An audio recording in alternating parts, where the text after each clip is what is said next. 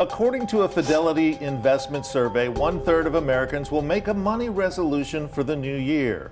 With us today is New Orleans certified public accountant Kimberly Washington with some tips to help keep your new year financial resolutions on track. And Kimberly, you say a lot of people make these resolutions but don't really stick with them. They don't stick with it. There was research showing that only 80%, well, actually 80% fail by February 2019, so only 20% actually keep the resolution. So many people are making these resolutions but not sticking to it. So you may just want to think about just small changes and lifestyle changes instead of big goal New Year's resolutions. But one of the most important things for anybody is to establish some sort of budget, and that's your priority one. Right, that's priority. And many people say, okay, I really don't like budgeting, but there are different tools that you can use. Number one, there's an app called Mint. That's a really great app as it relates to budgeting. And I always talk about a principle to many different people about ABC. So meaning that if you don't really like budgeting, just separate your money into 3 piles. A, automate your savings. B, budget for your bills. And then C is your cash for everything else.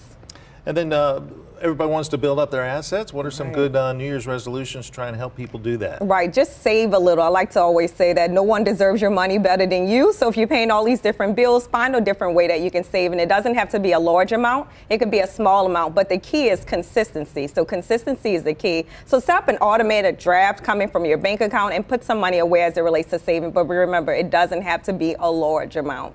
Hard to build assets when you have some debt. What's the best way for people to start dealing with debt that they may be carrying over from last year? Right, that's a good point. And so one of the things you want to do is just write out all of your different debts that you want to tackle. And remember, it doesn't have to happen all in 2020. You may make a long-term goal, a long-term strategy rather, to pay off that debt maybe over the next 2 years, the next 5 years. But think about what amount do I need to place according to this debt. You may want to put $100 toward it a month, maybe for the next few years. But that could be a way to start reducing some of the debt and being careful of taking on new debt as you move forward. Have to address it. I mean, start chipping away at it. Yeah, just start chipping away at it and take your time.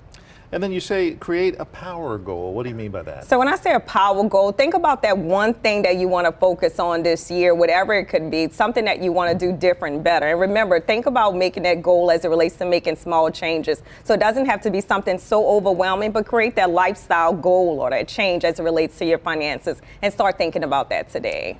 And then I would imagine in a related matter, increase your earnings somehow. Yes, increase your earnings somehow. So if you have that passion or that purpose or whatever it is that you kind of just been sleeping on, think about trying to pursue that dream or that goal this year. And so some ways that you can do that, if you have a 9 to 5, wake up just a little bit earlier, start working on that, or maybe after you leave work too as well. But start seeing if there's different ways that you can pursue your passion and create a paycheck from it. Kim, this seems natural for you. It's not really natural for a lot of people. Right. What should they do if they want to try and get on board with some of these suggestions? Just take your time. Like I said, I have a lot of great resources on my website at Kimberly.com. I also have a financial planner at Barnes & Noble and also on Amazon. Or really, you can download some of the resources for free on my website. But just start small. Just start making small changes. And really, you will see things change in your life. But it has to come with small steps. Some great advice to start the new year. Kim Washington, thank you so much for coming out this morning. Thank you so much. Appreciate it.